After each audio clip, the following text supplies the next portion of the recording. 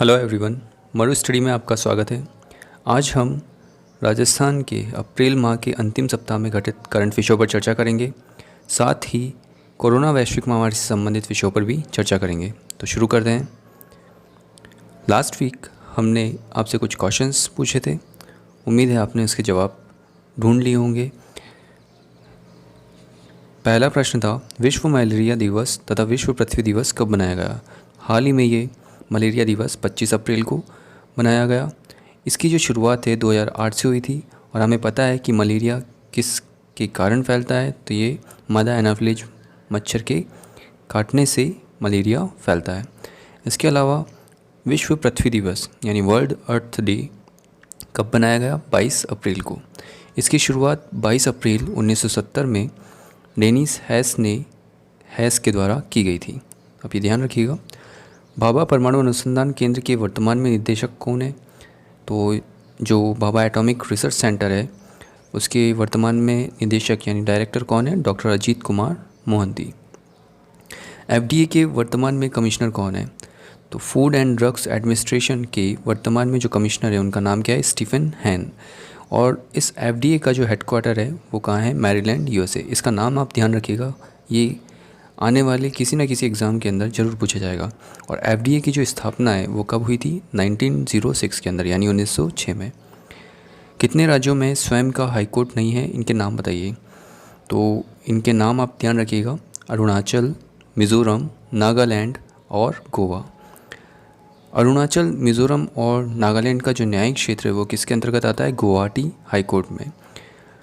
इसके अलावा जो गोवा है उसका जो न्यायिक क्षेत्र है वो किसके अंतर्गत आता है, महाराष्ट्र हाई कोर्ट के अंदर। तो आप ये ध्यान रखिएगा। इसके अलावा कलकत्ता हाई कोर्ट जो है वो सबसे पुराना हाई कोर्ट है, यानी हम इसे कह सकते हैं कि oldest high court in India है और उसका नाम क्या हो जाएगा, कलकत्ता हाई कोर्ट। 11वीं अनुसूची के तहत पंचायतों को कार्य करने हेतु कितने विषय प्रदान किए गए हैं। तो जब 73वां संविधान संशोधन किया गया था तो उस समय 11वीं अनुसूची के तहत पंचायतों को 29 विषय प्रदान किए गए थे। तो आप ये ध्यान रखिएगा। अब हम आज का सेगमेंट शुरू करते हैं। हाल ही में राजस्थान के किस राष्ट्रीय राजमार्ग को green national highway corridor project के तहत वर्ल्ड बैंक के वित्तीय सहयोग से विकसित किया जाएगा। तो ये किस हाईवे को किया जाएगा, नेशनल हाईवे 158। इसका नाम ध्यान रखिएगा आप। अब NH 158 है, इसे हम और किस नाम से जान सकते हैं, ब्यावर, आसिंद और मांडल। ब्यावर अजमेर के निकट एक शहर है और इसके अलावा आसिंद और मांडल ये भीलवाड़ा शहर भीलवाड़ा डिस्ट्रिक्ट में आते हैं। ये सहायता कौन कर रहा है इस प्रोजेक्ट को कंप्लीट करने के लिए, वर्ल्ड बैंक। और वर्ल्ड बैंक ने राजस्थान के साथ में हिमाचल प्रदेश और आंध्र प्रदेश को भी इस प्रोजेक्ट के तहत इंक्लूड किया है, तो उनका नाम भी आप ध्यान रखिएगा। साथ ही यहाँ पर हम अलग ऑप्शंस पे भी बात कर लेते हैं, जो कि NH 15 याद रखा है। तो NH 15 की जो लंबाई है वो सबसे अधिक है राजस्थान में, वो कितनी है, 906 किलोमीटर। तो ये आप ध्यान रखिएगा, 906 किलोमीटर इसकी लंबाई है। इसके अलावा NH 76 ये स्वर्णिम चतुर्भुज योजना तथा पूर्व पश्चिम कॉरिडोर दोनों का ही हिस्सा है। ये क्वेश्चन पहले पूछा जा चुका है प्रीवियस एग्ज़ाम्स के अंदर, तो आप इसका ध्यान रखिएगा। इसके अलावा NH 3 जो इस हाईवे की जो लंबाई है बहुत कम है, इसकी जो लंबाई है वो कितनी है, 32 किलोमीटर। और ये राष्ट्रीय राजमार्ग सबसे छोटा राष्ट्रीय राजमार्ग है, तो आप इसका नाम ध्यान रखिएगा। इसमें हम एक बात और इंक्लूड कर सकते हैं कि राजस्थान में गुजरने वाले राष्ट्रीय राजमार्गों की संख्या वो कितनी है, टोटल 38। कितनी संख्या है, टोटल 38। अब इस green national highway corridor project जो हमारे सामने है इसमें होगा क्या, यहाँ 87 किलोमीटर लंबे इस राष्ट्रीय राजमार्ग को डबल लेन में पेव्ड शोल्डर से विकसित करने के लिए भारत सरकार की ओर से 2 पैकेज में कुल 412.95 करोड़ रुपए की वित्तीय स्वीकृति प्राप्त हो चुकी है। इस राजमार्ग पर 2 बड़े और 5 छोटे पुलों सहित एक आरओबी का निर्माण भी कराया जाएगा, तो आप ये ध्यान रखिएगा। इसके अलावा हम इसमें और बात करें वर्ल्ड बैंक की, तो वर्ल्ड बैंक के जो वर्तमान में प्रेसिडेंट है उनका नाम क्या है? David Malpass. क्या नाम है उनका? David Malpass. और इसका जो हेडक्वार्टर है वर्ल्ड बैंक का वो कहाँ पर है? वॉशिंगटन डीसी के अंदर। तो आप ये नाम ध्यान रखिएगा। हाल ही में राष्ट्रीय खरीफ सम्मेलन 2020 की अध्यक्षता वीडियो कॉन्फ्रेंसिंग के जरिए किसके द्वारा की गई है? तो हाल ही में किसके द्वारा की गई है? नरेंद्र सिंह तोमर जी के द्वारा। अच्छे मानसून की उम्मीद से देश में खाद्यान्नों का कुल उत्पादन 63.5 लाख टन से बढ़ाकर 29.83 करोड़ टन का लक्ष्य हाल ही में तय किया गया है। तो आप ये ध्यान रखिएगा। बौद्ध घाट परियोजना किस राज्य से संबंधित है? तो हाल ही में इसका अनाउंसमेंट किया गया है किसके द्वारा? छत्तीसगढ़ गवर्नमेंट के द्वारा। छत्तीसगढ़ के वर्तमान में जो मुख्यमंत्री उनका नाम क्या है? भूपेश बघेल। और साथ में जो गवर्नर है उनका नाम क्या है? अनुसुईया उइके। इस बौद्ध घाट परियोजना के अंतर्गत कई अलग परियोजना भी शामिल की गई है, तो इसे बहुउद्देशीय परियोजना भी कह रहे हैं। और साथ में जो इसकी लागत है वो कितनी है? कुल 21,000 करोड़ रुपए। तो आप ये ध्यान रखिएगा। केंद्र सरकार ने कोविड-19 से संबंधित प्रामाणिक जानकारी के उद्देश्य से किस वेबसाइट को लॉन्च किया है? तो हाल ही में केंद्र सरकार ने इंडिया फाइट कोविड इस वेबसाइट को लॉन्च किया है। इसके साथ ही सरकार ने कोरोना संबंधित सटीक और प्रामाणिक जानकारी के लिए 1075 टोल फ्री नंबर, साथ ही राज्य सरकार के लिए 104 नंबर और राजस्थान के अंदर 104 के साथ में 108 टोल फ्री नंबर पर आप कोविड से संबंधित यानी कोरोना वायरस के संबंधित सटीक और प्रामाणिक जानकारी ले सकते हैं।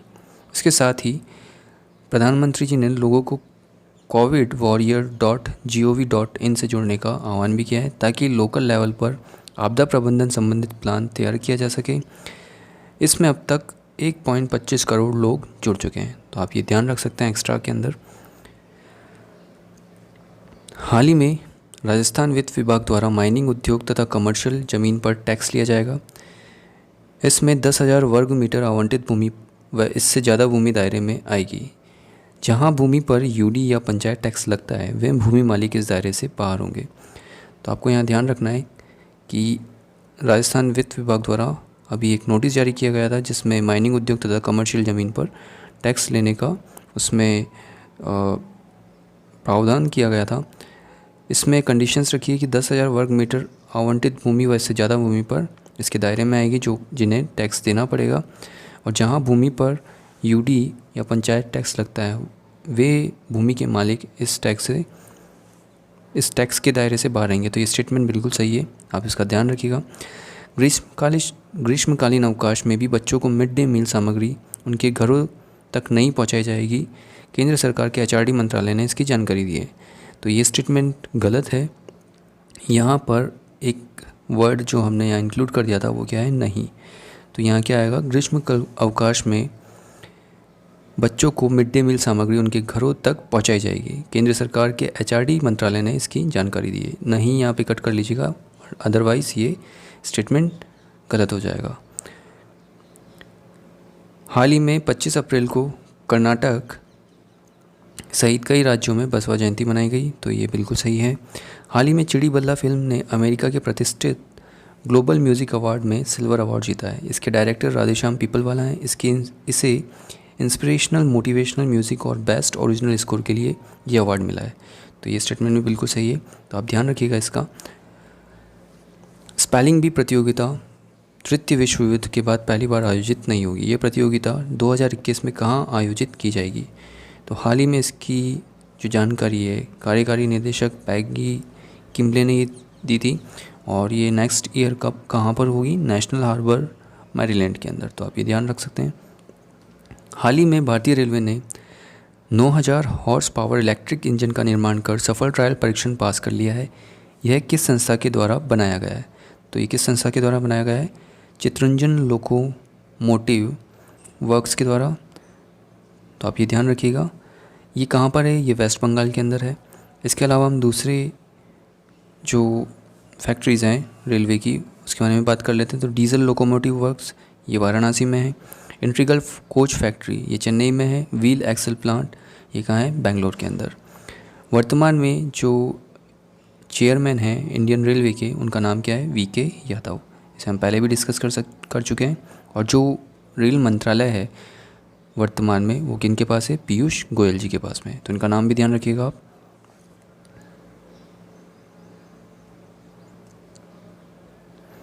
हाल ही में एशियन डेवलपमेंट बैंक ने भारत को कोरोना के खिलाफ लड़ने के लिए कितना लोन मंजूर किया है? तो हाल ही में कितना लोन मंजूर किया गया है एशियन डेवलपमेंट बैंक द्वारा, जिसे हम शॉर्ट फॉर्म में एडीबी भी कहते हैं?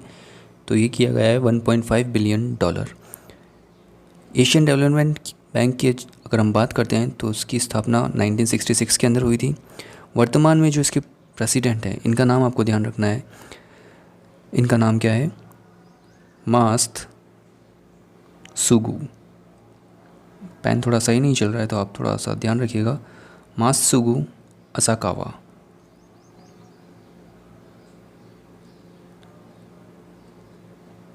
इंग्लिश में भी मैं लिख देता हूँ, MASATSUGU एंड असाकावा।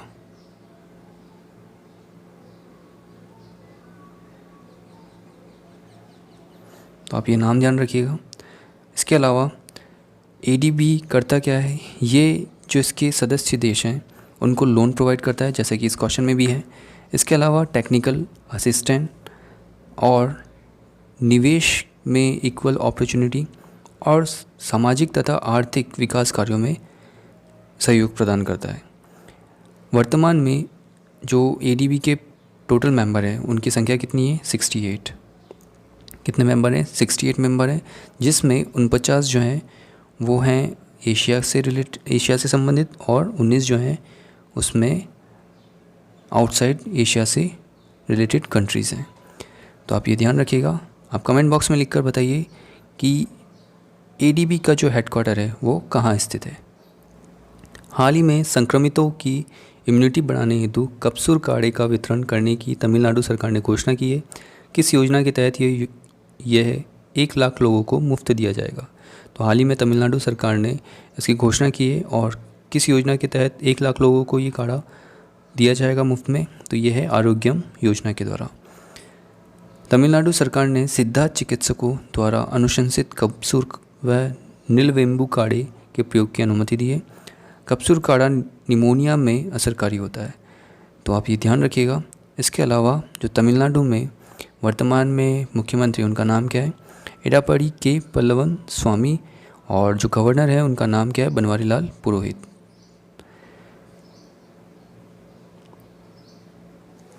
हाल ही में यूएस साइंस बोर्ड के सदस्य कौन बने?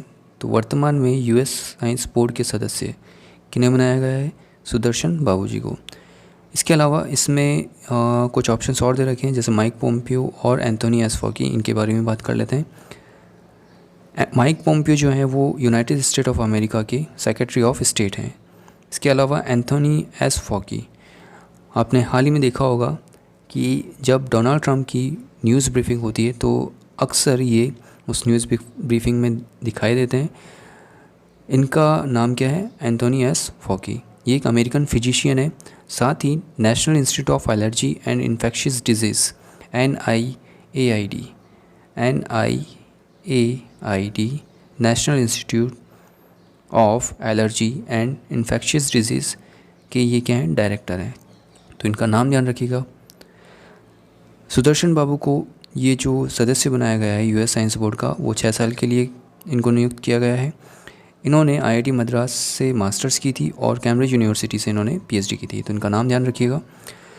हाल ही में MNIT के startup zero gravity arrow system ने इंक्यूबेशन सेंटर में ही ड्रोन बनाया है जो कि 500 मीटर तक अनाउंसमेंट कर सकता है, साथ ही 10 किलो वजन भी उठा सकता है। इसके अलावा सैनिटाइजेशन व सर्विलांस के काम में भी आ सकता है। तो ये startup zero gravity arrow system, इनका नाम ध्यान रखिएगा। हाल ही में department of information and technology, जिसे हम DOIT के नाम से भी जानते हैं, ने स्टार्टअप मैटकोड्स, यहाँ पे स्टार्टअप का नाम ध्यान रखिएगा, मैटकोड्स द्वारा बनाई गई IUM सेहत साथी ऐप्स की सराहना की, जो कि मुफ्त में राजस्थान के कई जिलों में कोविड-19 के चलते लोगों तक स्वास्थ्य संबंधी सेवाएं उपलब्ध करवा रहे हैं। हाल ही में कई क्लिनिक बंद है, कई प्राइवेट हॉस्पिटल बंद है, इवन जो ओपीडी का टाइम है वो भी चेंज हो गया था। तो इसके चलते आम लोगों को परेशानी आ रही थी। तो इस ऐप के ज़रिए आप डॉक्टर से मुखातिब हो सकते हैं ऑडियो वीडियो के थ्रू, और उनके द्वारा दी गई प्रिस्क्रिप्शन को आप यूज़ कर सकते हैं। तो आप ये ध्यान रखिएगा कि जो स्टार्टअप है वो कौन सी है, मेडकोड्स, और इनके द्वारा कौन सी ऐप बनाई गई है, IOM सेहत साथी ऐप। लॉकडाउन में मनरेगा के अंतर्गत ग्रामीणों को रोजगार देने में राजस्थान दूसरे नंबर पर है। 9,06,378 मजदूरों को काम मिला है। पहला स्थान छत्तीसगढ़ का है जहां सबसे ज़्यादा मजदूरों को रोजगार मिला है, और उत्तर प्रदेश तीसरे स्थान पर है। तो ये स्टेटमेंट सारे सही है, वन लाइनर है, आप इनका ध्यान रख सकते हैं। अभी इससे संबंधित क्वेश्चन हमने पहले भी एक डिस्कस किया था, जिसमें मनरेगा के अंतर्गत फर्स्ट नंबर पे राजस्थान था, लेकिन वहाँ उस समय लॉकडाउन लागू नहीं किया गया था। यहाँ लॉकडाउन के समय राजस्थान का दूसरा नंबर है, तो ये आप ध्यान रखिएगा। हाल ही में जीन डीज का 95 वर्ष की आयु में निधन हो गया। इनकी प्रमुख रचना इनमें से है Mickey mouse, Popeye the sailor man, Tom and Jerry. 2 और 3 सही है, तो इसका आंसर क्या हो जाएगा? सेकंड एंड थर्ड, यानी पोपाय द सेलर मैन और टॉम एंड जेरी। ये कार्टून शो था जो कि आप लोग इससे परिचित भी होंगे। हाल ही में कोरोना संक्रमण के चलते यूजीसी की किस समिति ने उच्च शिक्षा में शैक्षिक सत्र सितंबर में शुरू करने की सिफारिश की? तो हाल ही में यूजीसी ने 2 समिति गठित की थी। प्रथम समिति की जो अध्यक्षता है वो प्रोफेसर RC कोहड़ के द्वारा की गई थी, जो कि वाइस चांसलर हैं सेंट्रल यूनिवर्सिटी हरियाणा के। और जो सेकंड समिति थी उसकी अध्यक्षता प्रोफेसर नागेश्वर राव, जो कि वाइस चांसलर हैं Indira Gandhi open national university IGNOU के, इन्होंने इसकी अध्यक्षता की थी। तो जो प्रथम समिति थी, इन्होंने रिकमेंडेशन की थी कि आप शैक्षिक सत्र जो है वो सितंबर में शुरू कर सकते हैं। तो ये आपको ध्यान रखना है। इस क्वेश्चन का आंसर क्या हो जाएगा? फर्स्ट वाला ऑप्शन, जिसकी अध्यक्षता किसने की थी? प्रोफेसर RC कोहड़ ने। साथ ही अभी वर्तमान में जो दिशा निर्देश आए हैं उसके अंतर्गत 1 अगस्त से कॉलेजों को प्रथम वर्ष में दाखिले देने का जो प्रोसेस है वो स्टार्ट होगा, और ये कब तक चलेगा? 31 अगस्त तक। और संबंधित जो परीक्षाएं हैं वो 3 घंटे की जगह अब 2 घंटे की होगी, जो रह गई हैं कोविड-19 सिचुएशन के चलते। अगर कोविड-19 की सिचुएशन कंट्रोल में नहीं रहती है तो जो बेस होगा एग्ज़ाम कंडक्ट नहीं कराने पर और प्रमोट करने का, वो क्या रहेगा कि 50% ग्रेड जो होगी इंटरनल असेसमेंट एवैल्यूएशन के द्वारा दी जाएगी, और 50% जो है वो सेमेस्टर प्रदर्शन के आधार पर दिए जाएंगे। तो आपको ये ध्यान रखना है। साथ ही आने वाले सेशन में जो क्लासेस है वो 6 दिन की होगी, यानी अगर कहीं पे 5 डे वीकेंड है तो वो टोटल 6 दिन की उनकी क्लासेस होगी। गर्मियों की छुट्टियां भी इसमें 1 से 30 जुलाई तक रखने का प्रावधान किया गया है, और साथ में 2 अगस्त से, जैसे कि ऊपर बताया गया था कि 1 अगस्त से कॉलेजों का प्रथम वर्ष में दाखिला जो होगा वो शुरू हो जाएगा, तो 2 अगस्त से नया सत्र शुरू हो जाएगा। हमने पहले वीडियो में भी देखा था कि यूजीसी के चेयरमैन कौन है? धीरेन्द्र पाल सिंह। इनका नाम ध्यान रखिएगा, DP सिंह, जिसने हम धीरेन्द्र पाल सिंह जी के नाम से भी जानते हैं। तो ये कौन है? चेयरमैन है। क्या आप कमेंट बॉक्स में लिखकर बताएंगे कि यूजीसी की स्थापना किस वर्ष में हुई थी? राजस्थान में कोविड-19 के चलते राज्य सरकार ने किस कर्मचारी अधिकारी ड्यूटी पर संक्रमण के कारण मृत्यु होने पर उसके परिजनों अथवा आश्रितों को कितनी अनुग्रह राशि देने का निर्णय लिया है? तो हाल ही में राजस्थान सरकार ने, अगर जो हमारे फ्रंटलाइन वॉरियर्स हैं उनमें से किसी भी कर्मचारी अधिकारी ड्यूटी पर अगर संक्रमण के चलते उनकी मृत्यु हो जाती है तो उनके परिजनों अथवा आश्रितों को 50 लाख रुपए की अनुग्रह राशि देने का निर्णय किया है। यह आदेश राज्य के स्वायत्तशासी निकायों तथा बोर्ड, कॉर्पोरेशन आदि के कर्मचारी अधिकारियों के संदर्भ में भी लागू होगा। तो हाल ही में राजस्थान सरकार ने इसकी घोषणा की है, तो आप ध्यान रखिएगा इसके बारे में।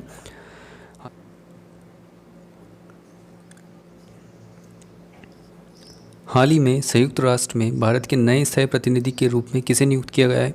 तो हाल ही में किसे नियुक्त किया गया है? TS तिरुमूर्ति जी को।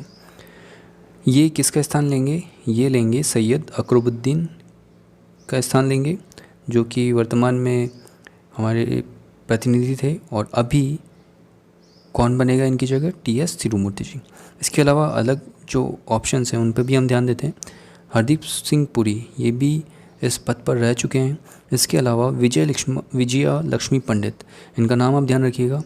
यह संयुक्त राष्ट्र महासभा की पहली महिला अध्यक्ष थी, जिन्होंने 1953 में UNGA के 8वें सत्र के लिए इन्हें अध्यक्ष चुना गया था। तो आप इनका नाम भी ध्यान रख सकते हैं। वर्तमान में जो यूनाइटेड नेशन जनरल असेंबली इसके जो प्रेसिडेंट है उनका नाम क्या है? तिजानी मोहम्मद बंदे, TIJJANI, तिजानी मोहम्मद बंदे। तो ये इनका नाम है, इनका नाम ध्यान रखिएगा आप।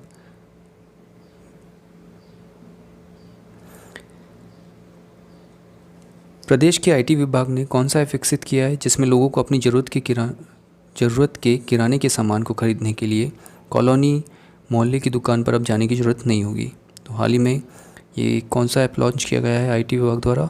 ई बाज़ार ऐप, इसका नाम ध्यान रखिएगा। इसके अलावा DOIT ने यानी डिपार्टमेंट ऑफ इंफॉर्मेशन टेक्नोलॉजी ने एक ऐप तैयार किया है जो कि राशन वितरण के असंतुलन को मैनेज करेगा। इसमें सरकारी राशन के साथ NGO की ओर से दिए जा रहे राशन की भी एंट्री होगी, तो आप ध्यान रख सकते हैं इसे। हाल ही में जल जीवन मिशन के तहत कितने ग्राम समितियों का गठन किया जाएगा? तो हाल ही में ये 5000 ग्राम समितियों का गठन करने का जल जीवन मिशन के तहत डिसीज़न लिया गया है। इसमें ये समितियां राज्यों के गांवों में विलेज वाटर व सैनिटेशन की योजना तैयार करेगी। साथ ही इसमें स्वयंसेवी संस्थाओं और कंपनियों का चयन कर जन सहभागिता के आधार पर गांवों में प्रत्येक घर में नल से जल पहुंचाने के कार्यक्रम को समयबद्ध रूप से क्रियान्वित करने के निर्देश इसमें दिए गए हैं। तो आप इनका नाम ध्यान रखिएगा कि ये कौन सा समिति गठन की जाएगी, ग्राम समितियां, और जल जीवन मिशन के तहत।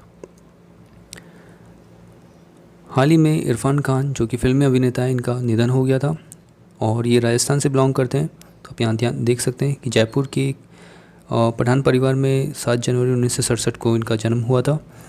इसके अलावा इन्हें किस अवार्ड से नवाजा गया है वो भी हमारे लिए इम्पॉर्टेंट है। इन्हें पद्मश्री अवार्ड 2011 में मिला था। National film award 2013 best actor पान सिंह तोमर के लिए इन्हें दिया गया था।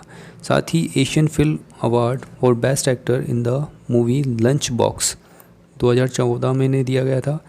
और साथ ही पहली फिल्म जब इन्होंने डेब्यू की थी तो उसका नाम क्या था? सलाम बॉम्बे, जो कि 1988 में इन्होंने इसके अंदर भाग लिया था। अंतिम फिल्म जो थी वो कौन सी थी? अंग्रेजी मीडियम।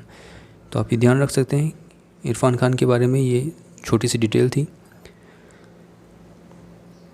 साथ ही जो आज के 5 क्वेश्चंस हैं वो आप कमेंट बॉक्स में लिखकर बताइएगा कि इनके आंसर क्या हो सकते हैं। इसके अलावा अगर आप इसमें एक्स्ट्रा इन्फॉर्मेशन ऐड करना चाहते हैं तो आप वो कर सकते हैं। शास्त्रीय नृत्य भरतनाट्यम किस राज्य से संबंधित है, ये आपको बताना है। DRDO द्वारा हाल ही में मोबाइल वायरोलॉजी लैब कहाँ लॉन्च की गई है? UGC की स्थापना किस वर्ष में की गई थी? एशियन डेवलपमेंट बैंक का मुख्यालय कहाँ स्थित है?